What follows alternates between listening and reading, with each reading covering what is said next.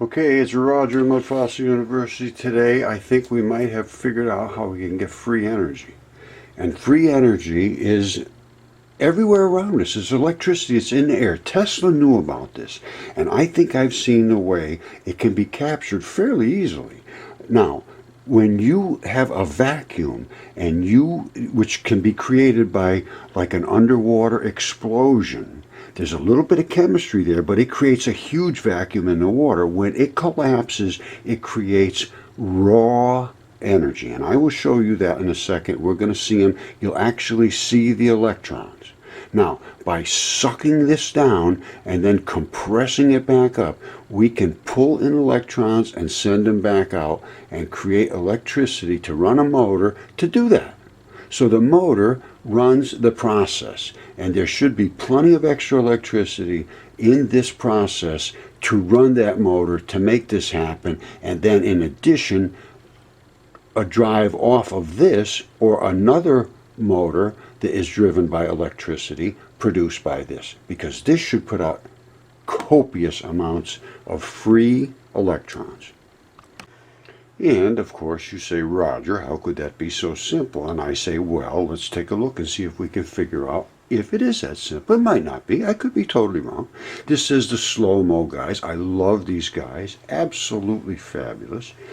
120,000 frames per second. You know how many times? 120,000 pictures in 1 second. And I'm going to show you what a firecracker does underwater, and we will literally see the electrons populate that vacant space, because electrons flood wherever there is vacancies. And that's why they flood the nuclear cores until they fill up with every electron they will take. Then the extra electrons still try to get there, but they're held in orbitals. That's what creates atoms, molecules, and every single thing there is. Okay, once again, slow-mo guys, and now you're going to see the electrons. I will probably stop here and there to explain things, but what they're doing is putting a firecracker underwater in the sunlight. This is the key. There's a ton of extra electrons flooding this. So in any electronic interaction, even electric motors and anything, if they're in because they're drawing their electrons right now out of the air. And in darkness, they only have a certain number of electrons available. In extreme light, they will suck tons of electrons. That's what's happening here. Now watch. He drops it in there, it explodes, and that's all we see. You say, well, that's nothing. Well, let's see really what it is. Nice. Very nice. All right, now, there's the first explosion. Do you see the flash? This is, all it's going to do is this. So the first explosion is like this as it expands. When it comes back down, and the second explosion is the monster. So keep that in mind. We saw the flash. We're seeing a little bit of rise. There it goes up. Now watch, it'll start to come back down.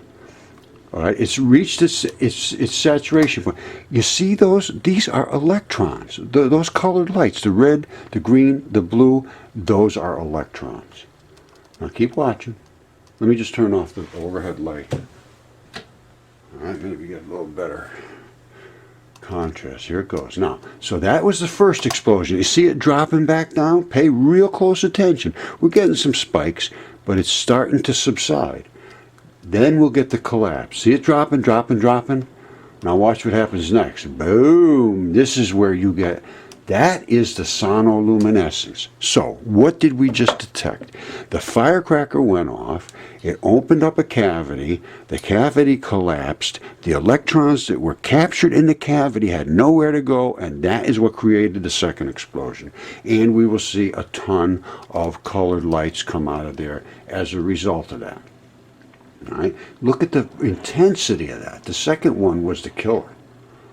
All right, now they're going to go through and show it in great detail. All right, but this is absolutely phenomenal. Well, the tank survives another video. I don't know what we're going to have to do to get rid of this thing. It's impressive. All right, let me just go to that. All right, here is a slow motion event. Now, there's two focus rate. So this gets much more light than this one. So we'll see this much brighter, and we'll see this in more detail. Here goes. Alright, there's it's starting to combust. Boom. Now, that's the original explosion, and it is going to create a cavity in the water, obviously. So we're looking in at a dimmer look, but it gives you more detail. Alright, so we're seeing a very bright light. Now watch what happens in there. Right about here, we have used up the chemistry of the firecracker. It's in there. Now, what's going to happen in this space? It's voids. It's a void. There's nothing there. What will happen, you will see, because this is outside in the bright sunlight, you'll actually see it boil. It will boil in here. You will see a boiling effect, and then you will see colors. The first one will be up here. You'll start seeing the brilliant little flashes. Okay, here goes. All right, there they go. You see those little flashes? You see them? The red, the blue, the greens?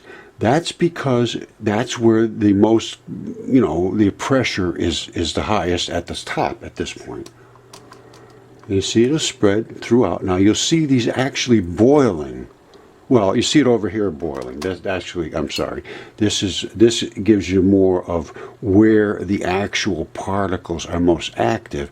And over here, you can see they're active everywhere. That's literally boiling. Let me bring that down closer. All right, and I hope you've been able to see all this. Let me bring this down closer. Now, you watch what happens here.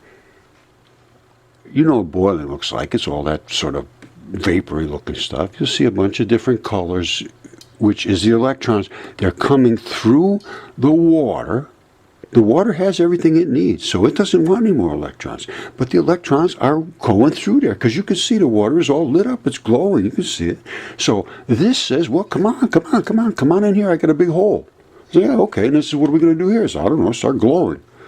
You're in a vacuum, so you will glow. We just saw that in that other experiment with the guy just going tick, tick, tick, tick, tick. Just think if he was slamming it like this. All right, so here we go. Watch. You see him glowing? You see all these particles lighting up? If you look carefully, that is boiling. That is boiling. And as it collapses, now it's reached its expanded limit, and it's starting to collapse. And now you're going to really see some boiling. Now let me back out of here so you can see both at the same time. All right, I think that covers them both. Here goes. Now, look at the lights. Look at you see that? That's boiling. That is boiling. If you can't see that, I don't know what to say. That is boiling. And what is boiling? Raw electrons. They have nowhere to go. And why do they have nowhere to go? Somehow, this layer of water is hydrophobic or hydrophilic, one or the other, I'm not sure.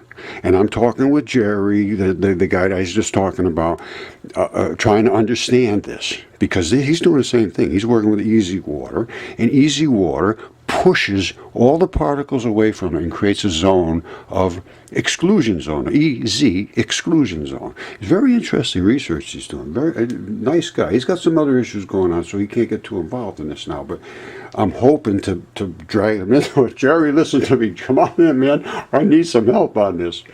Anyway, that's boiling.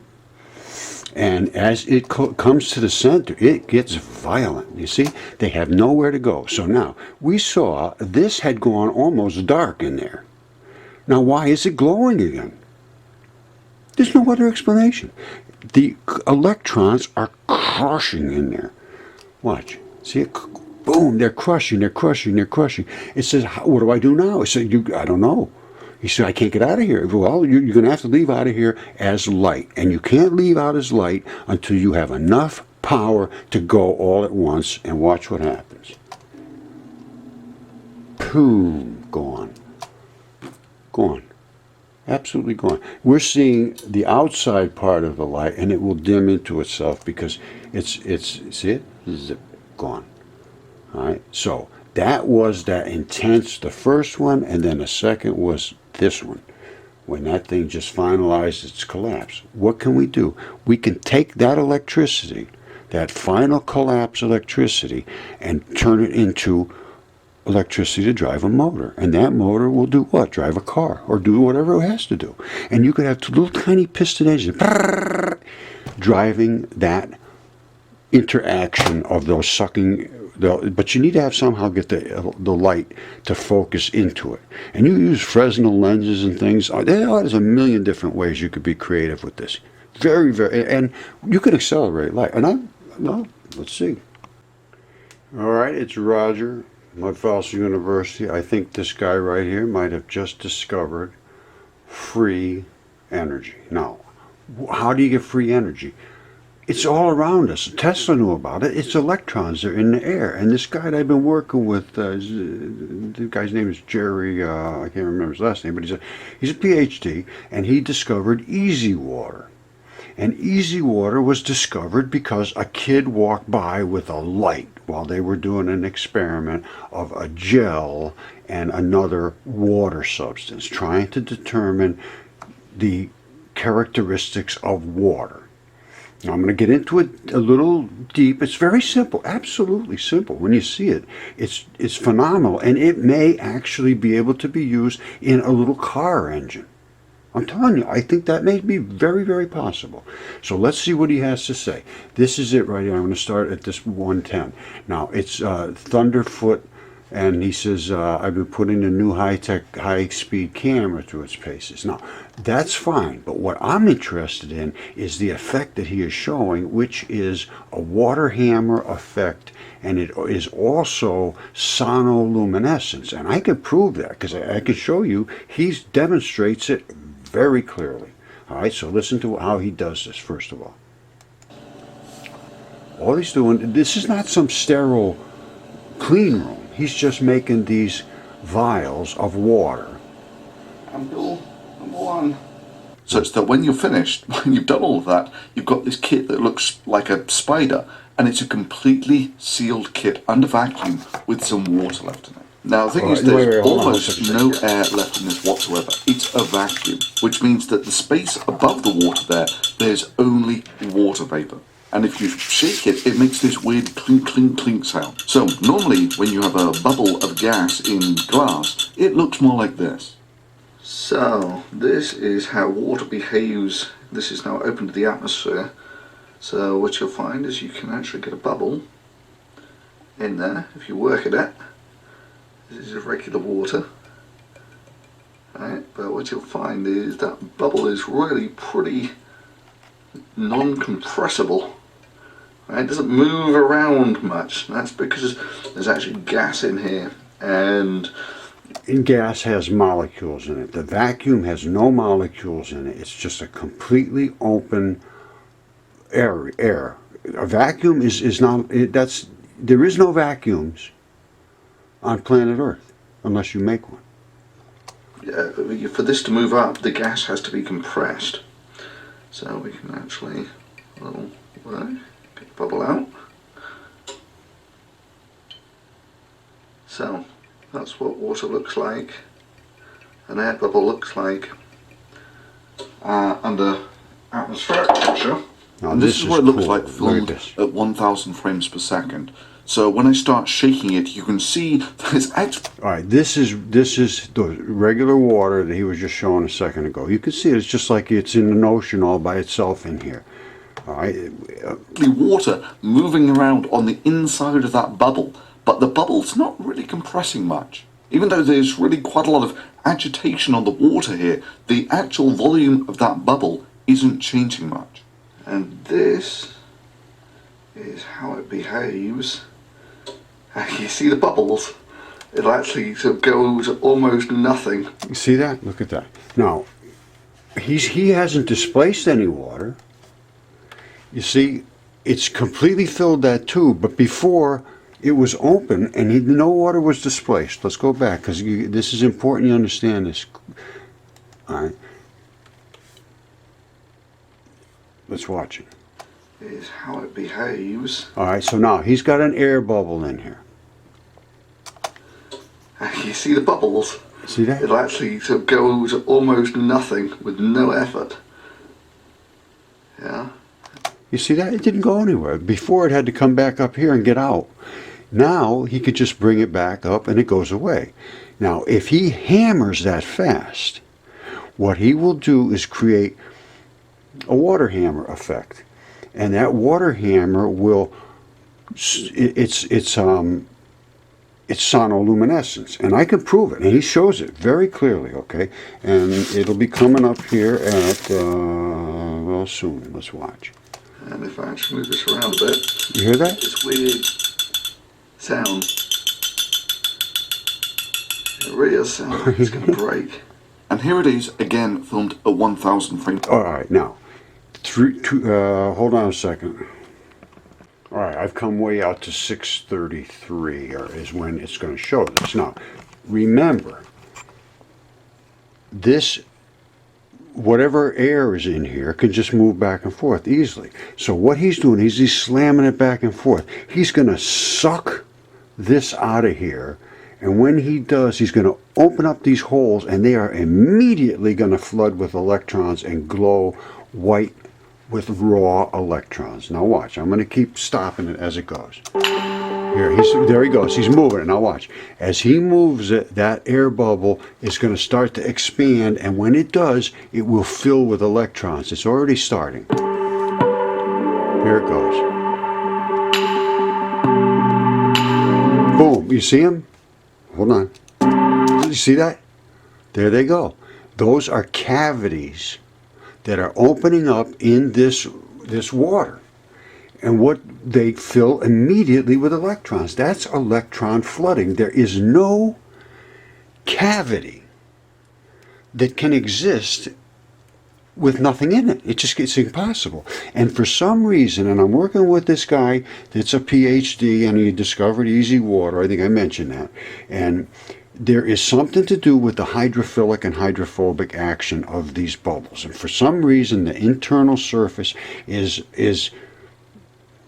it won't let the electrons go from this back into the water. They flash out of here in certain types of water. Now, this maybe they won't, but let's watch it and see what happens. You see them? Boom. Let me turn this down a little bit. But what you're seeing, I'm almost certain the light is coming in from this side and flooding into here, because they'll flood. And I'll show you in the slow motion, guys, with a firecracker. As it collapses, it is stunning. Okay, here it goes. You see how these white flashes, you see that? He's only just shaking this like gently. Just think if he slammed this like with well, you'll see what happens with the firecracker, because he'll have the same effect as this, only they'll be dramatic, because the holes will be huge and they'll collapse like that. Alright, the things that I am alleging are obvious if you pay attention. This is no question, that is light accelerating. It's accelerating just like a rocket ship and turning into plasma.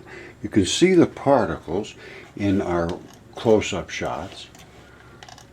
These are actually the particles, and they own a region around them. That is acceleration. This is literally the particle stream, and the region the wave is so large is it owns a region this big, and as it comes through, the particle is only this big.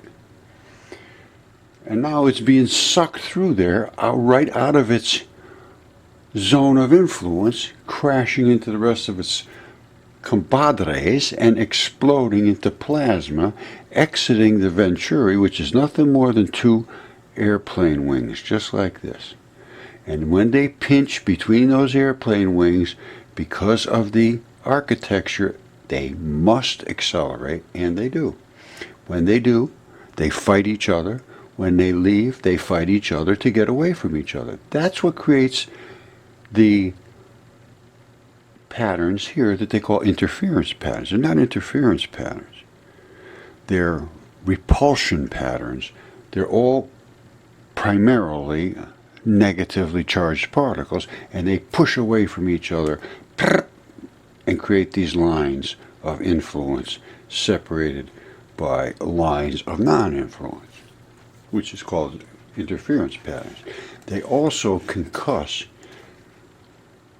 creating these particles in the air, which are nothing more than free electrons. They collect on people as static. There's no question they're there. They discharge the ground, and ground will accept electrons because ground is a positive, attractive source. Gravity is magnetism.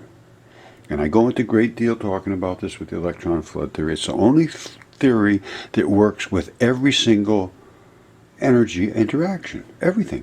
I can't find one it doesn't work with. If you can, find any interaction of energy, light, electricity, sonoluminescence, chemical energy, any single thing that creates heat or does something energetic,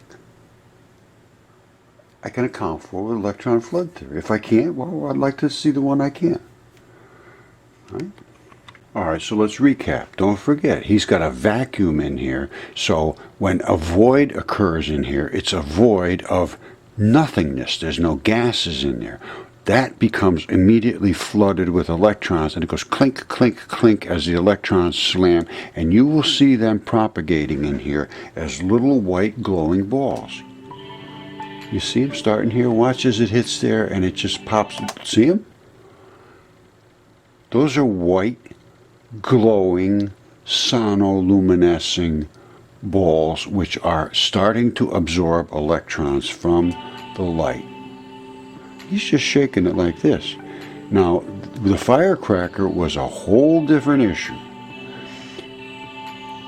But this is sonoluminescing just with a little shake of his hand. Look at it, boom.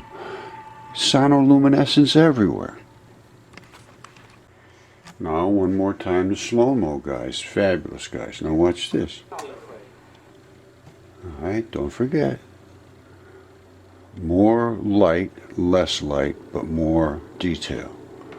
Now, it's expanding. The electrons are flooding. The chemistry is done. The glow is done. The energy is subsiding. The cavity is filling with electrons. The energy is shown in these little particles. Those are the actual light particles filling this space. There's no light there now. There's no energy here. We're now compressing the energy. And what's going to happen when we compress that energy? It's just like taking a snowball that's really big and fluffy and making it hard as a rock. And when you find out it gets as hard as a rock, you didn't realize it was made out of gunpowder. And then it does this. Boom! And it is gone. So. Alright, this is basically almost like a piston engine. They go up and down. The crankshaft pushes it up, pulls it down, pushes it up, pulls it down. And it does this one, this one, this one, this one. Now, so you literally have an AC. Back and forth. Top dead center is when it's up here. Bottom is here. When it's at the bottom, and this is a vacuum, it sucks in all the electrons. The electrons just flood it. And instantaneously, as fast as you can pull that down, this will flood it. Those pictures were 120,000 frames a second. And it was filled every one of those frames. So you're never going to be able to beat the electrons. So the electrons are going to fill in here as soon as the void becomes available. Then you come back up.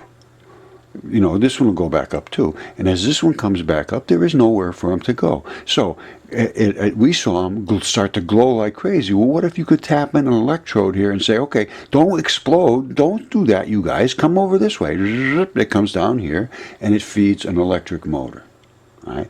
And then this one does the same thing, and it feeds the electric motor. And the electric motor turns like this. And what does it do? It makes these things do what they're doing. Now, my contention is that there will be excess electrons additional to what was required to drive this thing. Right? Because you saw when he was flopping the water, it just flowed like there was no resistance to it. None at all. There's no gas in there. It just flowed like that. The electrons are so tiny that you don't really see them. They just don't really have any resistance to the spark or the piston going up and down. So it's shooting back and forth. You can regulate this through the regulation electric motor to create the output that you want to feed the motor. Then in addition, I'd say there's going to be extra electricity. And I don't see why you couldn't have 20, 30, 40, 50 of these pistons, because there's literally no resistance to the pushing up and down of the piston. You can see it in that thing he was shaking. That's what it was. So, if this worked, and this is the light floods the cylinders with electrons. There's your crankshaft, the motor to this, and then an additional output. You could tap into that. Done. The crush expels electron as light out of here, which we saw, or electricity. Same thing, they're electrons. So, I think that's something should be looked at. Maybe it's pie in the sky, but maybe it's something that would work. All right, Mudfossil University, take a look, see if somebody can do something with this.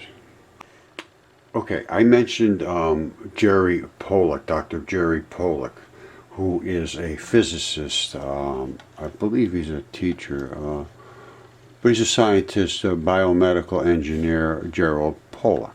Now, and I communicated with him, nice guy, and here's what he has to say. He discovered easy water, and that's why I communicated with him, because I'd like to know a little more about this hydrophobic, hydrophilic layer. So anyway, and of course, it's all leading to energy. So here goes. Who was doing something that he was not supposed to do. So he was carrying out an experiment, and this experiment is using some hydrophilic material and putting water next to it, just as I've shown you. He took a lamp.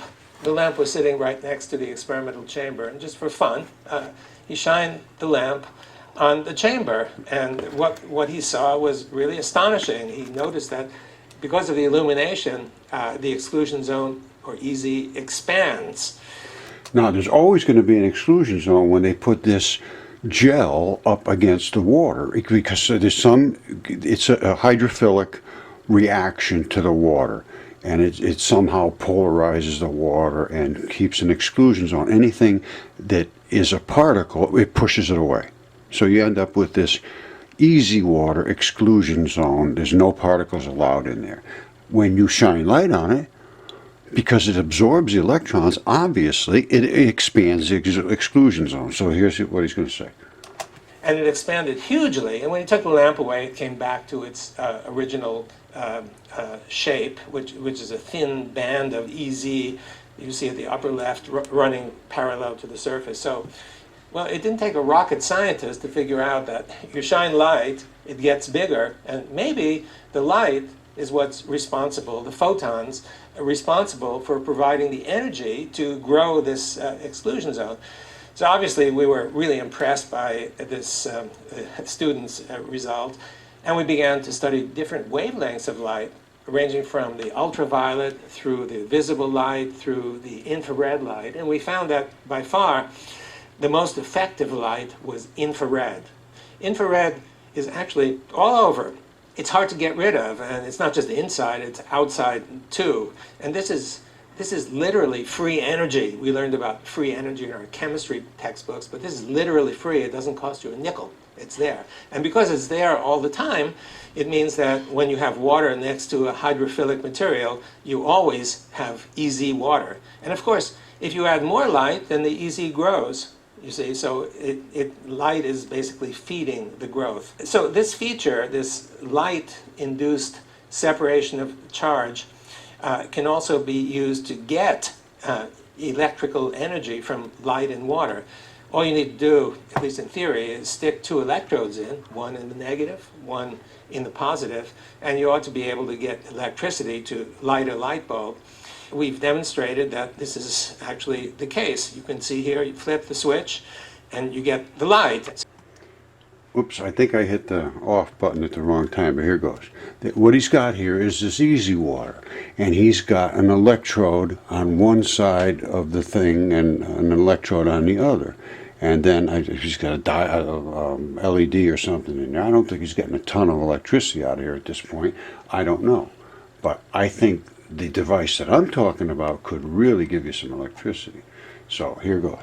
Actually, the case, you can see here, you flip the switch and you get the light. So just as Actually, that almost looks like a neon light. I don't know really, to be honest with you, but water behaves as a light-driven battery, cells actually operate much the same way also. it's nothing more than a little battery. Now, I don't know how much power we can get out of these things, but I do believe in ramming the electrons in a vacuum could give us a lot of electricity. I mean, he's just sort of letting them, the light create that.